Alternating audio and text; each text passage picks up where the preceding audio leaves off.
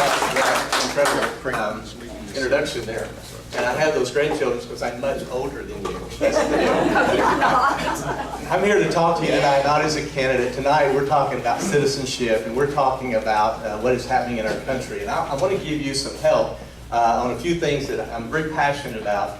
I'm very passionate about this issue right here of getting the faith votes out, getting the votes that are sitting in your pews and your churches to the polls. And it's going to take a systematic way to do that. And I want to talk with you through that a little bit. And what we're going to try to do here, I want to talk about the important role of the church in influencing the direction of our nation. And you know that. That's been mentioned before. Now, the fact is that we have a situation that's happened with pastors and churches where they're wearing a lot of different hats. Many pastors and churches, they have to be a businessman. We have to be an educator. This is my Dr. Seago hat. We have to be a grandfather. We have to be a sports fan. Okay, sorry. It said Texas, not Alabama. Here you go. We have to take our families on vacation, Cozumel, right? Many times we have to be a chauffeur, chauffeur our kids around, right? We also have to take time to take the wife out on a hot date. Okay, good. I like that. All right, we have one. All right. I'm a lake guy. I live in Point Aquarius, so I'm a lake, and sometimes we have to be out in the boat a lot, right? And with my bald head, I got to cover it up a lot, right? Some of you know how to do that. And then we get to go to the gun range.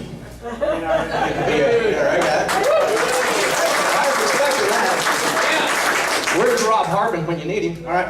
But this last hat is the most difficult hat for a pastor to wear. Isn't it? It was for me too, folks. For 39 years of ministry, I did everything I could to grow churches. And I grew them big, and I was a consultant, and I went through my life making my living just working in church ministry. Now, we've discipled a lot of people. A lot of people came to know the Lord. But when it came to citizenship, we got real quiet in the church. Because in my generation, we've decided that that is not something we should be about. That is something that kind of scares us because we've been scared into submission. But what I wanted you to know here today is that we have a message. We have a message that we can take back what's been lost. So my message tonight is for pastors that are here, but also I want to encourage the members that are here. We have a plan. We have a good plan if we can initiate that plan. The plan is going to be something like this. We have some news we got to be aware of. The church has vacated the mission field, and our society has drifted away from our Judeo-Christian roots. Got it? Right? And the results are what? We have a spiritual, moral, societal, and political chaos going on. And we're seeing it all over our country. And this is something we need to be aware of. But the good thing about it is we also have some good news. The church has the fundamental truths as revealed in His Word to redeem our culture, even our government. Even our government.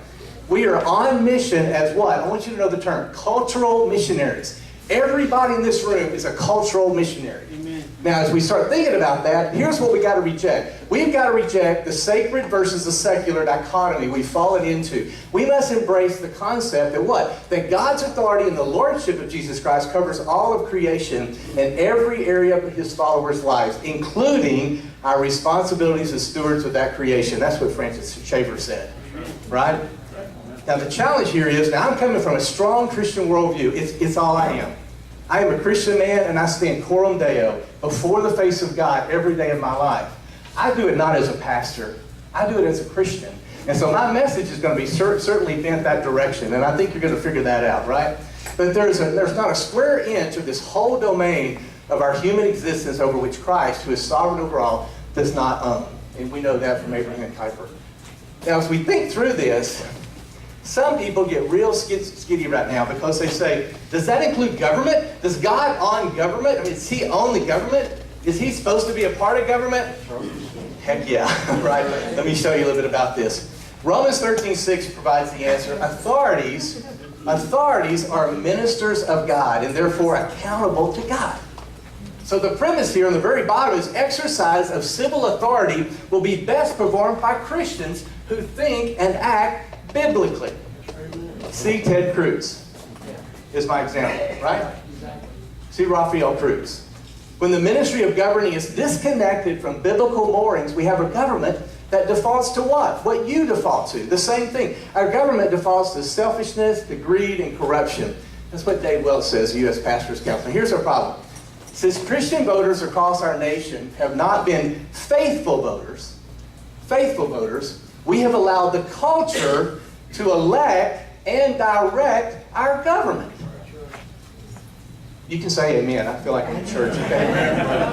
I don't get a lot of amens at my church. You know, I tell you about our church. We got a great church, great worship, wonderful people. The preaching's kind of weak. All right. The answer here is, here's our problem. So here's the answer. Christians must return to the political mission field. Amen. As missionaries and godly political leaders. It's a mission field. That's where we are. Right, John? Yes, that's exactly right. All right, so let's continue on here. So the question that I ask you tonight, is it not a legitimate role of the Christian church to assure that the governing authority is held to the biblical standards and limitations of its purpose? Amen. I say amen. That's right. All right, good answer. For there is not authority except from God, Romans 13, and those that exist have been instituted by God. This is just biblical citizenship. Now let's talk about biblical citizenship for a moment. Citizenship, pastors, church family, believers. Citizenship is a natural byproduct of discipleship. Now think about that. The more you grow in your knowledge of Christ and what your call is upon this earth, the more you're going to be involved in citizenship. It is a natural outpouring. Now let's play that out a little bit. God is the creator. We are the created. He owns it all. And we are his caretakers while we're here on the earth, right? So if God ordained it, then God's people should be responsible for directing it. In America, that occurs when people vote, when the church votes. And that's the disconnect that we're faced with right now. The church has disconnected themselves from their role of being the caretakers of what God created.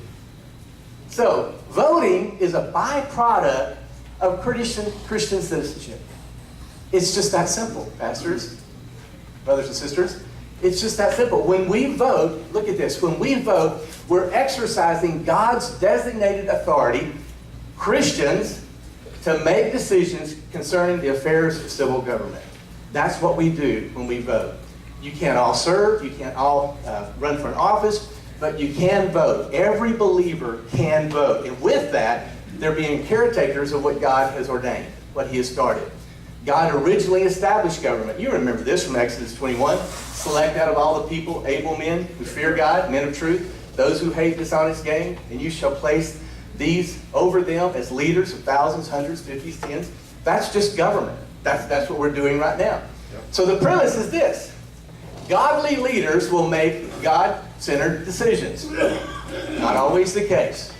Because of our sin nature, we are not able to be perfect all the time. We can't, as good as my dear friend Steve Toth is at what he does, he's not going to be perfect on every situation. Because why? He's given it all that God has given him, and he's making decisions based upon the information he has. And that's a human element. But we can say this, and I can continue to speak with Steve. Steve's a godly man. He is representing us out of godly values. He has a biblical worldview. He is the man we want in that position. But we want that man in all the positions, all 150 of the representatives and 51 there of the senators, right, in Texas. So that's our premise. Now, what is the standard? Now, I'm going to maybe lose some of you on this one. What is the standard for our elected officials or public servants? Now, pastors here, we're all servants.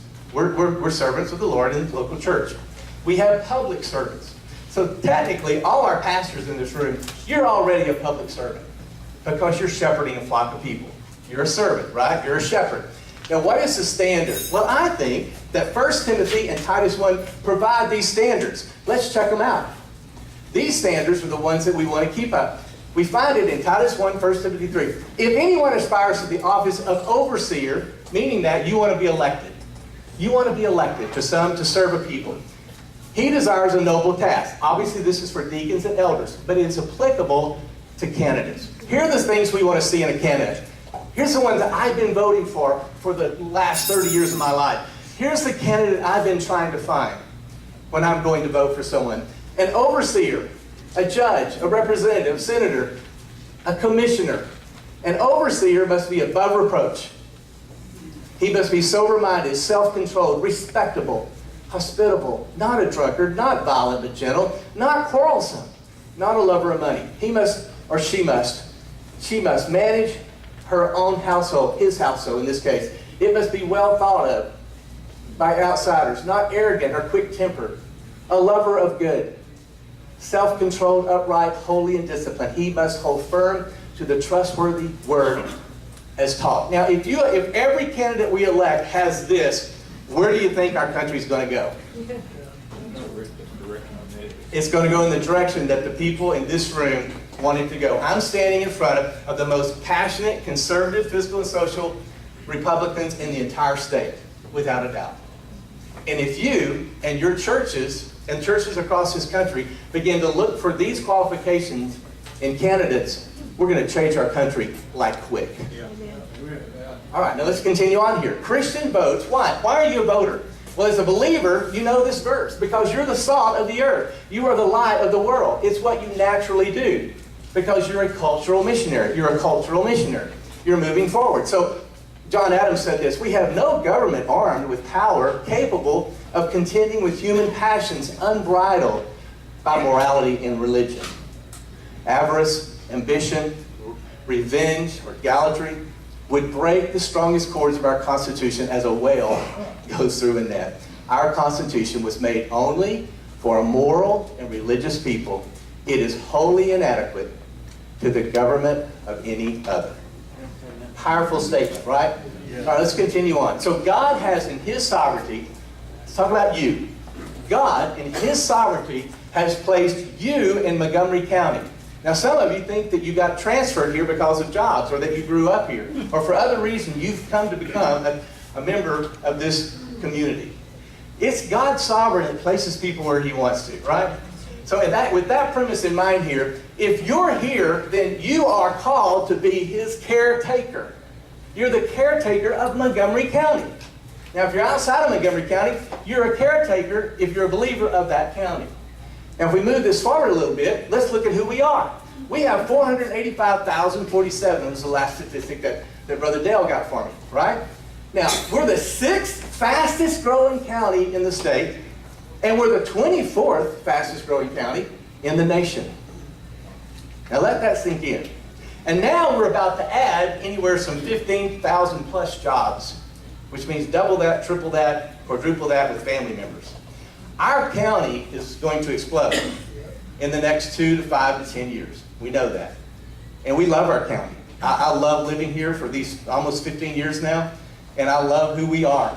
You know, I crossed over the river, and no offense, District 15, but boy, it gets real busy on your side of the river, right? We like our North County area, right? And I tell everybody, I live in, when I'm traveling, I say I live in the Garden State in the country, Texas. But I happen to live in the Garden County of Montgomery County. Now, don't hate me. I think I live in the Garden District with District 16 because we have Lake Conroe. Okay, got it, all right. But we have a beautiful county, right? But we only have registered to vote 265,000, and we won't even deal with that number. We need to get more people registered to vote. But here's what I want you to see, all right? In the 2012 Republican primary, 45,000 people voted out of 221,281. Did not vote. That's 82% did not vote, and 18%, 45,000, did vote. Now let that sink in. Only 18% of the people voted in a primary, right? Now it's about the same in 2008, 41,000, which is still right around 18%. Now in the general election, we get all hyped up because it's a presidential race, right? So we got our vote up to 175,419, 66%. I was talking to Dr. Wilkerson about this yesterday, and we got some plans in place, working with the Republican Party to get more voters out. We need to get that number out even in general election times. We still have, look, 89,951 still did not vote when we were voting for Romney versus Obama, right? Now that ought to wake somebody.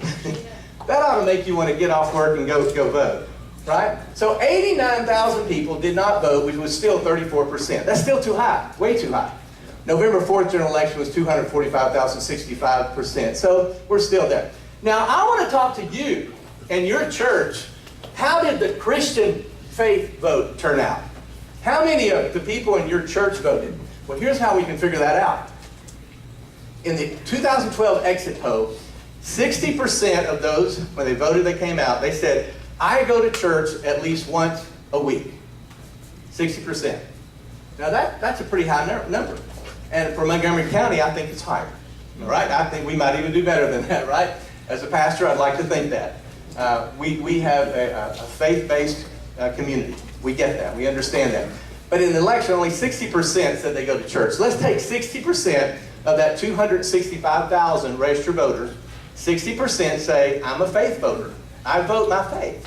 I can vote my faith. So we had 159,222 potential church voters.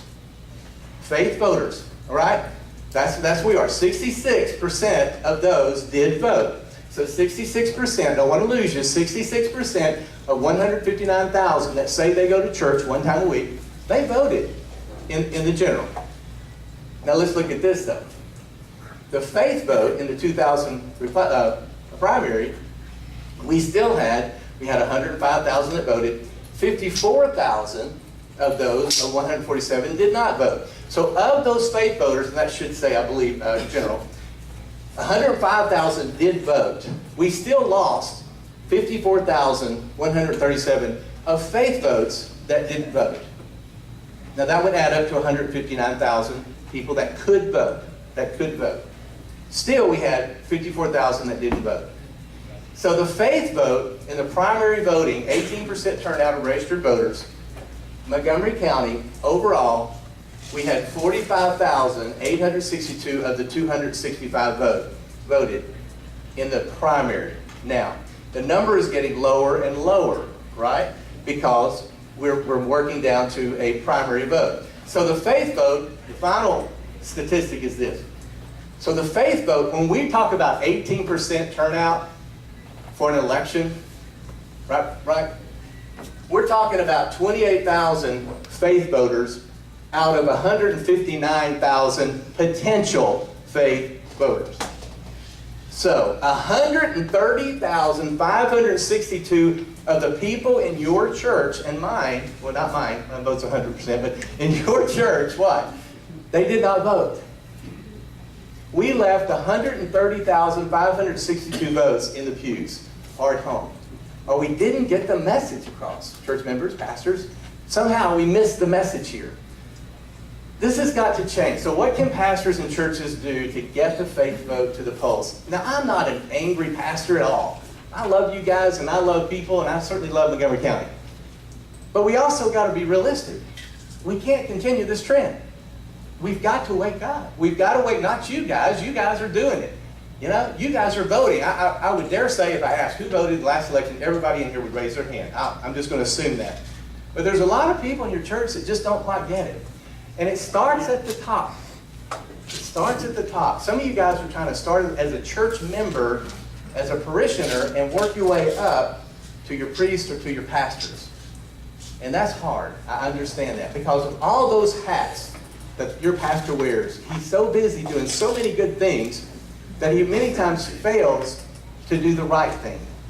And the right thing is to be stewards of what God has given us, and that is to be caretakers of Montgomery County as believers.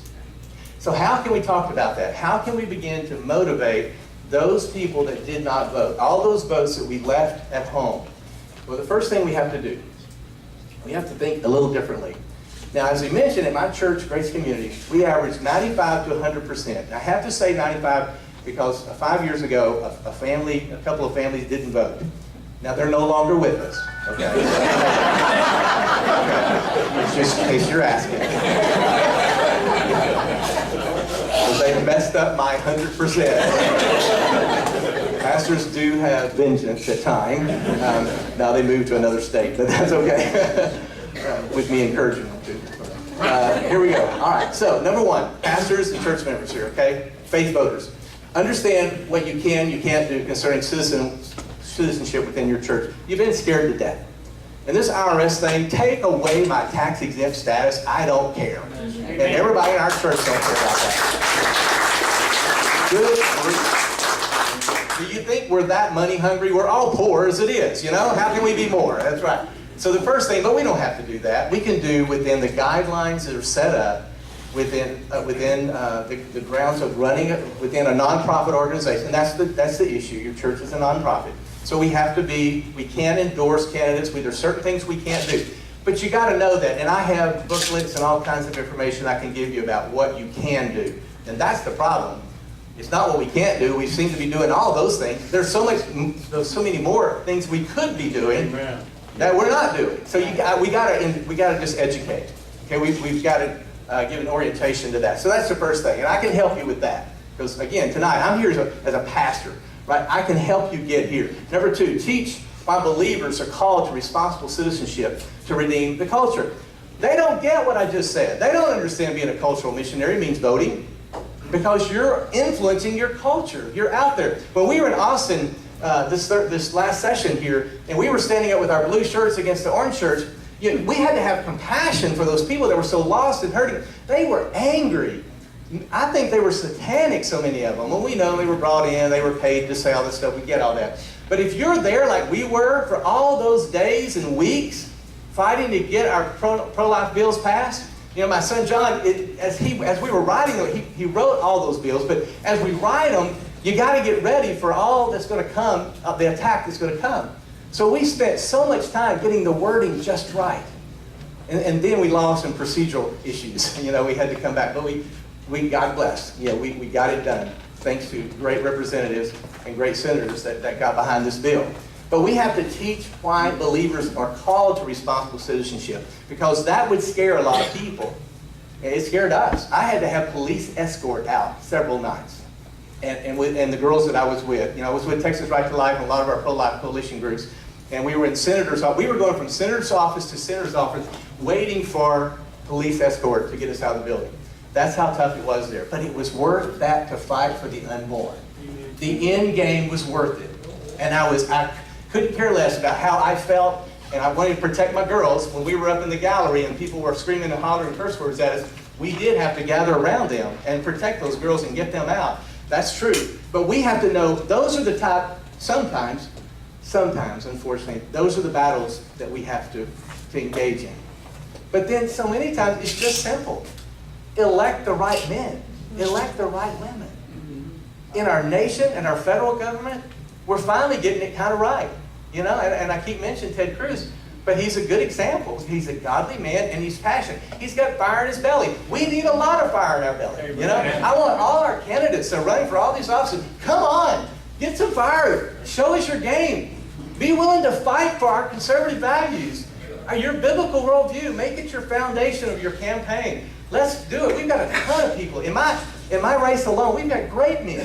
Let's make sure that we get after it and we get somebody in there that's going to fight for us. We can do that. We've got a lot of candidates who can do that for us. So we have to teach why believers are called to be responsible citizens to redeem the culture. That's a teacher role, and that comes under the auspices of the pastor. But that can happen in other ways with associate pastors. So if you're a church member, you may not get to your lead pastor, but you can get to associate pastor. And I think it's a shame if you can't get to the lead pastor. I left a church of 20,000 to come start churches so that I can know my families. Right? I'm tired of this, you're not knowing your sheep, I want to see all your fleas. I want to see all the things about you, right? And you can only do that if you're small, right? Lead out personally in your voting. Pastors, lead out. You post when you vote. We got a game at our church, our elders. We have 4 elders, and we make a game out of it. At 8:01, we're in line in our different districts, the elders, and we're texting. And the first one to vote and get out the door wins. Right? And it's just fun. And people know about it, and we're fighting for it, and it's just great stuff. And then we tell our people in a nice way that we've voted on the first day of absentee voting. That says something to your people, Pastor. Number 4 here is provide voter guides for members and guests. You can't keep up with all the candidates. So use those voter guides. All we have to do is put them out in the back. You're not endorsing any candidate. You're just putting out voter guides for people to have information about the different races. And there's a bunch of them. Number 5 here, send an email blast when absentee voting begins and link to find out where you vote. Many people in our church, they moved, they didn't know where their districts were, especially in the absentee voting season. You got to give them information, and that's easy to do. It's so easy. Just put a link on your email, and they can click on there, type in their address. They'll know exactly where to go. But the church has to take the initiative to do that, to send out this email blast when absentee voter begins. And then number 6 is post the names of all who voted. This is how I do it. All right, I'm letting you know my secret. You know, some of you are kind of getting like, ooh, a chair here. I'm getting a little uneasy with this one, right? It's so easy to do. Because what you're doing, you're applauding those who were good citizens. They stepped up to the plate, and they showed that they are concerned about their culture, and they're cultural missionaries, and they're voting their faith. They're voting their values. And those people need to be recognized. So in many churches, you can do that real simple. You can send that out in the newsletter. You can send it out as an email. I tell them how many votes we have every season. So if we have 150 votes, and then we start adding up, 2 people, 4 people, up to 80 people voting, 90 people, 200. We get 110.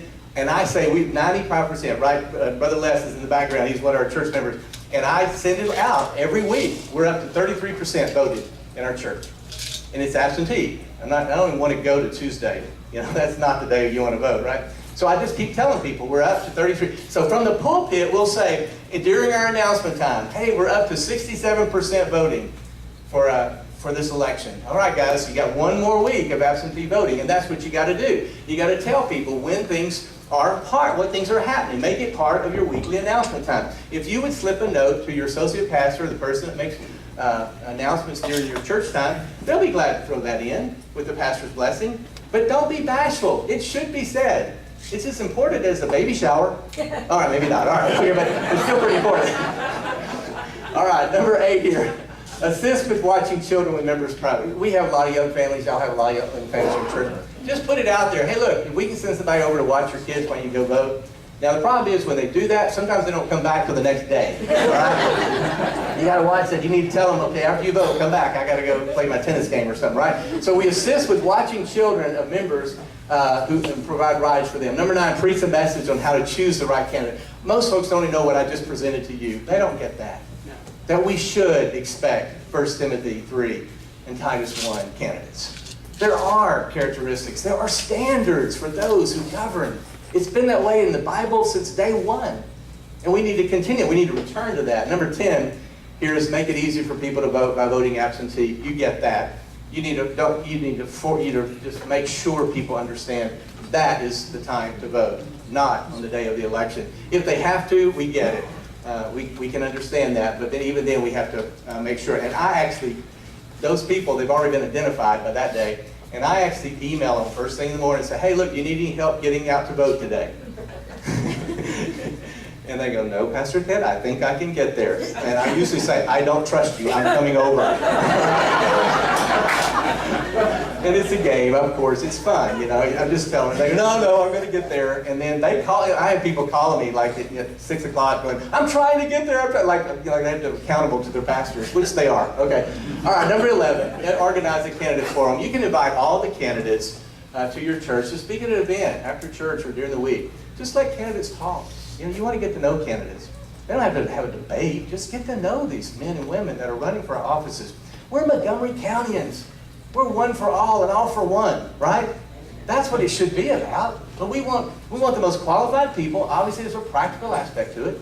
You want the most qualified people serving in all these open seats. So you go out and determine that. And you can invite them to your church and let them talk to you about that. And candidates would love to talk to you one-on-one even if you'd like to do some of that. Encourage people in your church to run for office. Right. Now here's the last thing. Everybody in our church is being groomed to run for something. Our children, our teenagers, because we're showing them how important it is that Christians are involved in the governance of our country. And we're already down to 8, 9, and 10-year-olds, and they see they're going to vote. They walk in the voting booths. It's just a culture of voting, a culture of understanding the issues, right?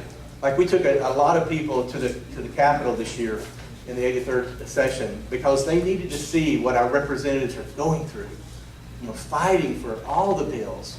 We had a terrible bill that we had to it was in committee, and we were able to, they were hearing testimonies on a hospital bill. SB 303. Thank you, SB 303. Johnny, she gets it every time, and I don't see, but SB 303. Bad bill. And I never want to vote or testify against a bill. It's horrible. You want to testify for a bill, right? But we had to do it. We had to take that bill down. And I had to go against my Christian brothers that were to my left and right and vote against them and be there. They would testify for it. I testified against it. The next guy for it. It was just a sad day, right? Well, we need to make sure that doesn't happen. We need to make sure that we have Christian men. So here's what we got to do. We got to encourage people in our church to run for their POA. That's a great place to start, to get hollered at. Yeah, get people mad at you. Yeah. If you can handle POA, you might want to move up to precinct chair and seriously, Mud District and all our school board, justice. It's all God's. And all of God's people should be involved in these areas, right? It's all His, and we need, as His people, we need to be willing to run. Now, there's a season in life. If you've got young children, it may not be a season for you to run for a particular office. And maybe you have to wait a while. You do. I've been very involved as a citizen for years and years. But the timing wasn't right. With 8 kids and 3 foster teenage girls, I couldn't do that. But now as season gets older, and John and I are older, we can get more involved because that's the season. My children are grown. And that's just a very practical aspect. So encouraging people to run. Number 13. Now here's what I want you to think through, pastors. If you're a pastor, be willing to serve as an elected official when the door opens. All right? When the door opens, you are uniquely qualified. You're already a public servant. But let me tell you why pastors are uniquely qualified to serve in all these elected positions. First of all, they meet the 1 Timothy 3 and Titus 1, or they're not a pastor. They have to live a life above reproach. All right? Check. They understand Scripture. They have leadership and courage. A pastor is a shepherd. He's a good listener, works with committees, deals with difficult situations. And there are men pastors and women pastors, and they have to oversee budgets. We have to build consensus. Character and integrity and honesty and trustworthy are the foundation of our serving that church, because if we're not any of those, we're gone. Because we will be found out, and we will be removed. So we're already under the scrutiny of Scripture and of God and of congregation. So it makes a perfect candidate. And then lastly, a lot of pastors are winsome. Not me so much, but a lot of pastors are, right? They're what you were supposed to laugh at that. You didn't laugh at that. Sorry, Johnny, that didn't work. Okay, all right, so here we are. Now listen, I want to tell you about this black robe in closing right here. Now this is what we talked about earlier, Brother Scott, Brother John. The Black Robe Regiment was the name that the British placed on the courageous and patriotic American clergy during the founding era. It was kind of a backhanded reference to the black robes they wore. They were pastors, preachers. Significantly, the British blamed the Black Regiment for American independence, and rightfully so. For modern historians have documented that there is not a right asserted in the Declaration of Independence which had not been discussed by the New England clergy before 1763. Now, it's strange to today's generation to think that the rights listed in the Declaration of Independence were nothing more than a listing of sermon topics that had been preached from the pulpit in the 2 decades leading up to the American Revolution. But such was the case. The founding of our country was based upon the sermons that the pastors were preaching in their pulpits. The pulpits were alive. And that's what David Barton reminds us in Wall Builders. Pastors in that era, here's what they did. Pastors in the colonial era, they led troops into battle. They led by being out front. They took news to other communities. They cared for the wounded. They founded colleges and universities. John Witherspoon. They wrote state constitutions. They served in Congress and state legislators. Ministers were at the forefront of everything that happened in the community, applying biblical principles to every aspect of life, including taxes, education, military, public policy, and on and on. That's the founding of our country. Amen.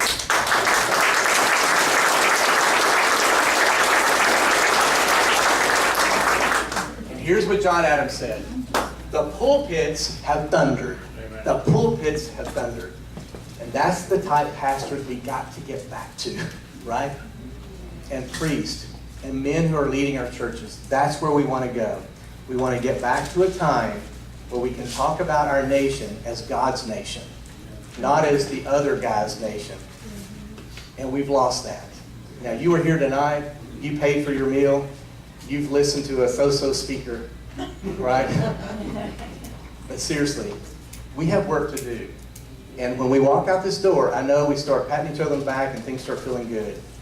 But as this next election season comes up, and the next, we have got to be engaged. And not just us, but we've got to engage others.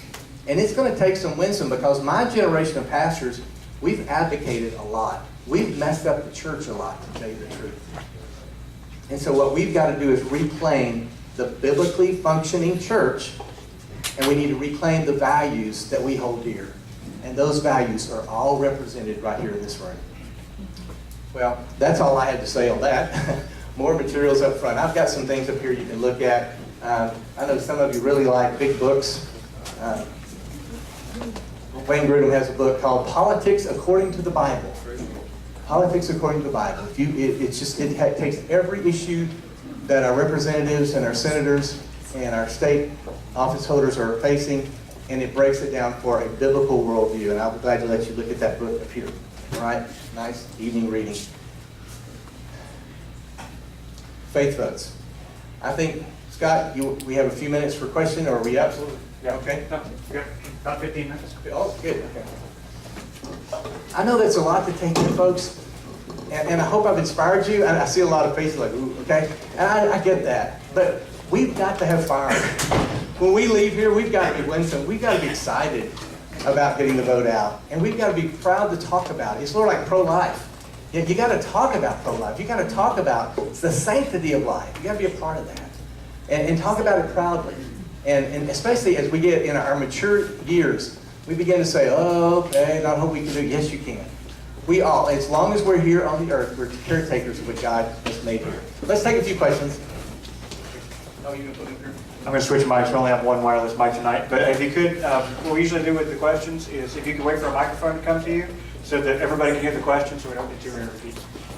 You got it? You may have a question.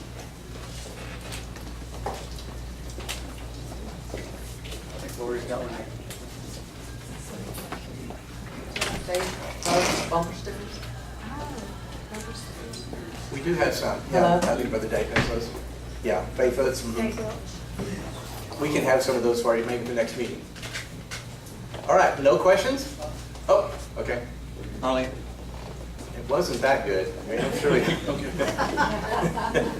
I'm just passionate. You know. All right.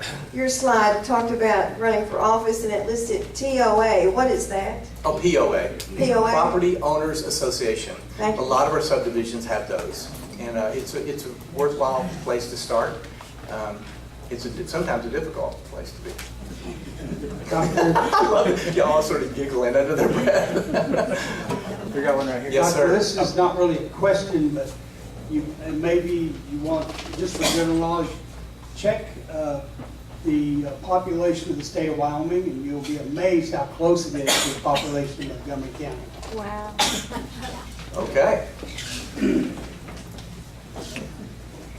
I'm just wondering what the opportunity would be to get a copy of this presentation that you made. It's being recorded tonight. The Benedict brothers were here. Thank you. Get you on tape as well. Me thanking you. It was for that reason, for us to have that available to you, to take back to your churches. We'll find a way to get that to you. Somebody, Ken, When you get elected, Wait a minute, Ken. I didn't say if, I said when you get elected, what are some of the main bills that you would like to see go before the state? Well, I'm not going to hear as a candidate. I'll talk to you privately about that. But let's don't do that. Oh, okay. Yeah. I want to talk to you about this tonight. Yes, ma'am. For the most part, what are the reasons people don't make an effort to vote? Because, laziness is sloth. That's Yeah. one of the 7 capitals. Yeah. But what do they tell you when really pressed? What the Right. most of the reasons are? Okay. I have to back it up for you.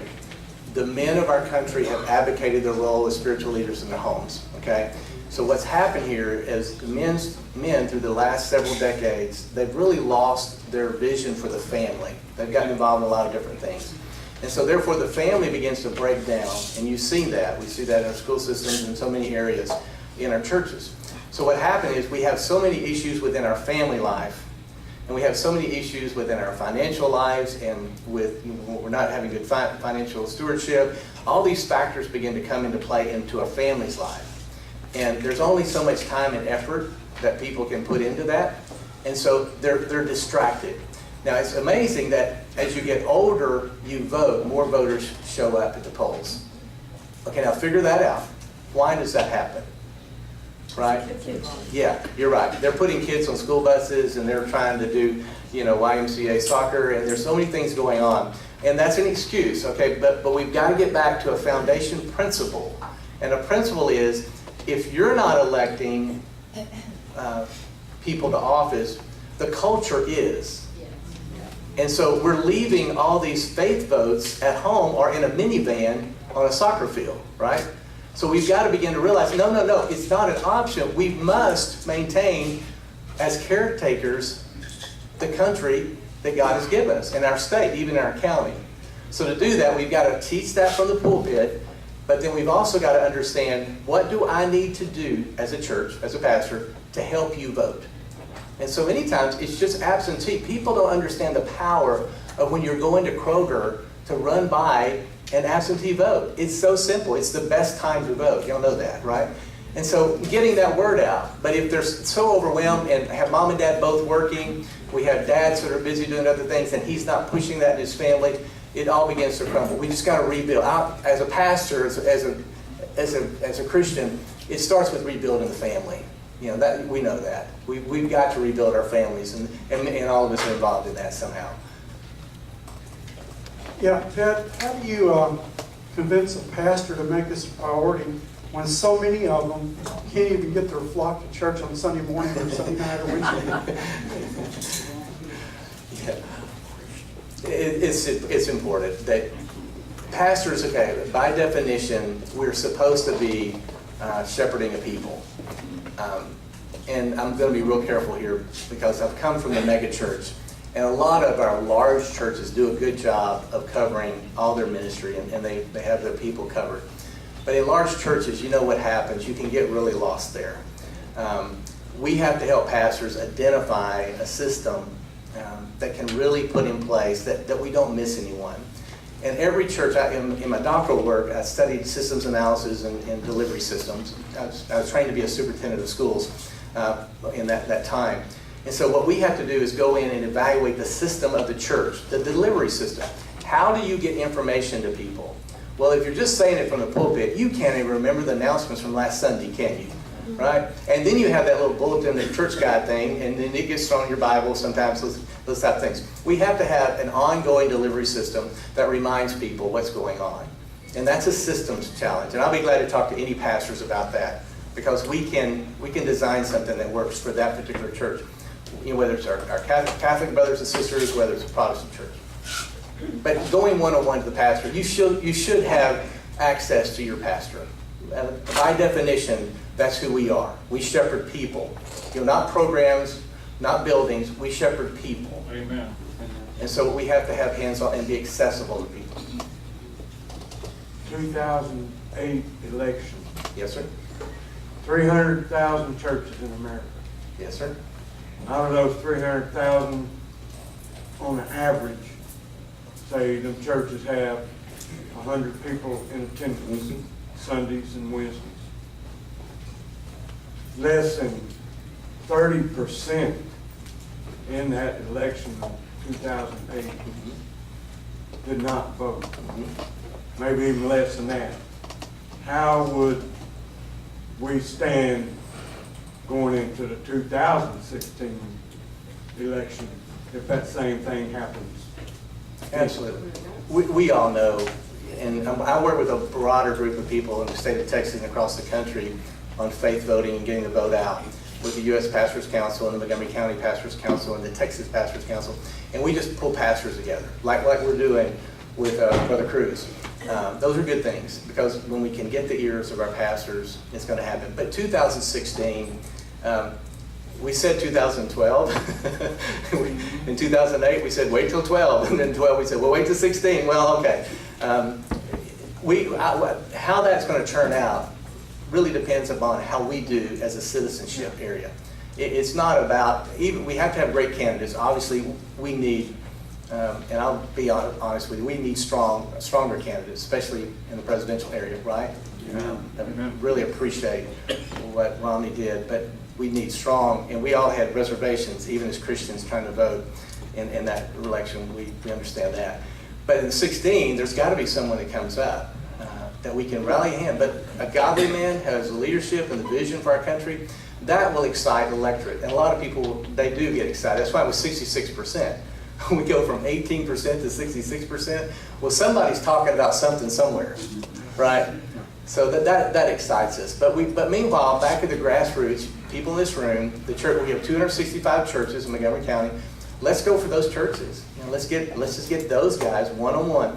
And Pastor Welch and myself, we have meetings once a quarter for our pastors of all denominations to come together, and we just keep talking to them about citizenship, because we know they're talking to them about all the other programs in their church. And sometimes our church is just too many programs, right? You know, when I started our church 10 years ago, I said we're a throwback to a bygone era. We make church simple. You know, we've got Acts 2:42, and let's try to live as a biblically functioning church. And pastors are getting there. All my pastor friends are beginning to realize we are so wide and this deep. And so they're trying to fix that. And citizenship should be a part of that growth. It should be a key component, because that's a missionary. That's not just us, our sheep, but it's about the whole world, and especially the state. Being good citizens. Excuse me for asking this, but what do you do when you have people move into your church from a liberal state like Minnesota, and 5 to 10% of your congregation votes for the wrong person? That scares me. Because as I opened with my opening statements was, Montgomery County is about to receive an influx of a lot of Virginians and Minnesotans and all over. And if you see how they voted last election, probably a good chance we're going to get some people that are going to vote against our values. And we've got to be ready for that. We've got to get our vote up so that we can overcome any vote that comes in. Because some of those are going to vote. You know, a lot of those will. Steve Toth. And I just want to respond to that.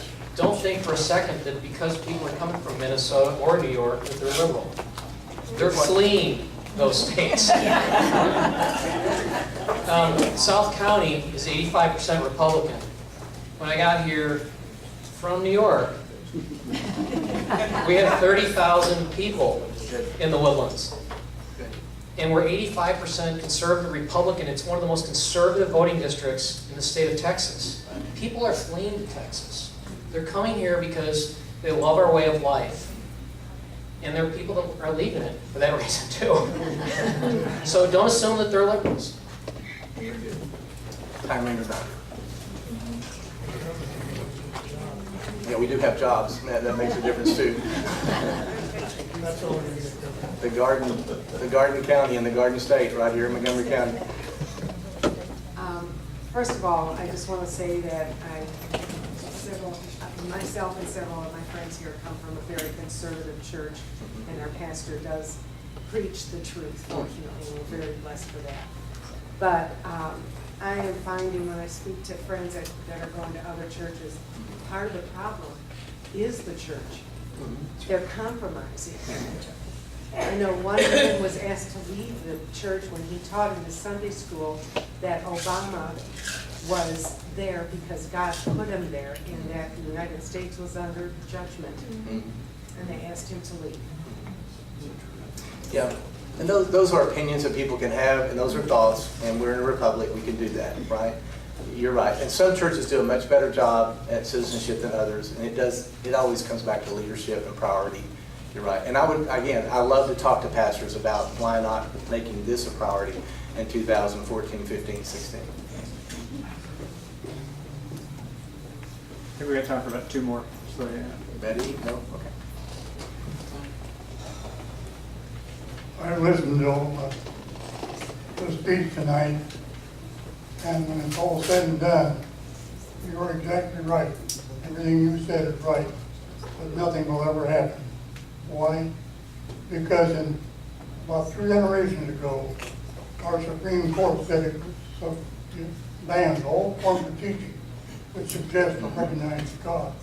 We've been in the process of proving God on this nation ever since. Now, God said about that to the children of Israel. He said, because you have abandoned me, I will turn my face from you, and you will be ready to pray, and many evils shall befall you. And that's where we stand. We are actually an infidel nation now. Good point, sure. Nothing's going to be done until we put God back in the... That's right. There's a Well, program. talk all day long. Until you put God back in this, Absolutely. in our government. Right. We're just spinning our wheels. And that's the foundation of what I've said here tonight. It is a good news, but I always like to share good news because we've got to stay positive and we've got to stay engaged in the culture and not be beaten down. But there's a Sunday in September, I believe, every year. It's called Pulpit Freedom Sunday. And pastors are encouraged to preach totally from the Word of God what we believe about all the major issues that we're not supposed to be speaking about, right? And that is things that are supposed to challenge our status and those things.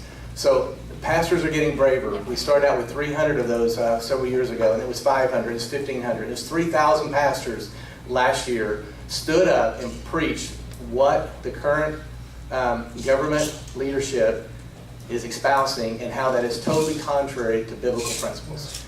And we just have to be brave about that. And pastors are much more courageous. We're making progress there. So that's the good news I'd like to share with you. I think they already talked about that Montgomery County Eagle Forum is going to host a pastor's luncheon that Raphael wants to, he has a message to give to the pastors. So in this room, there's lots of churches represented, a whole lot of them. And so think about getting some people to go talk to your pastor. We are giving them 2 free tickets to that pastor's. The Montgomery County Eagle Forum is funding this brunch because we want them to hear this message loud and clear. It's like do or die, and we got to do it. And so the pastors have they have a podium to speak on. So I happen to go to a strong church. I will be talking to my pastor, and I don't think it'll be a problem about him. I think he will be coming to the brunch. But I'm hoping maybe Pastor Seago can help us get a large group of these pastors. So there's a lot of you that can help with that. So it's going to be on the 15th of November. It's a brunch, and we're having River Plantation Country Club. It'll be very nice. It'll be after our evening that we have for all the community. It'll be and so please start thinking about what you can do to get these pastors there and involved. Absolutely. Thank you, Barbie. That's the 15th of November is the pastor's brunch. The 14th is for the community. That'll be 9, and the brunch will be in the morning. And you can contact Montgomery County Eagle Forum. You get on the web and tell them your pastor wants to go. You have, and Scott would pick up that message, and we will get 2 tickets to them and write their name down. Is there a brochure or something? We will have. We don't have it printed yet. We haven't. We haven't got. We We're do working on have tickets, but we don't have brochures. But we will have something. And pastors don't usually pass up a free meal. I mean, y'all probably figured that out by now. Got it. It's Betty. Ted, this isn't a question. I attend Houston Area Pastors Council as well. But we sat 2 years ago when we were trying to get rid of the mayor for Houston, and the entire room was filled with white, black, Mexican, Oriental pastors. 90% of them believed that it states in the Constitution of the separation of church and state. No, so we just lost that battle, but we're winning. We're getting back. We're engaging. Thank you so much. You've been most kind.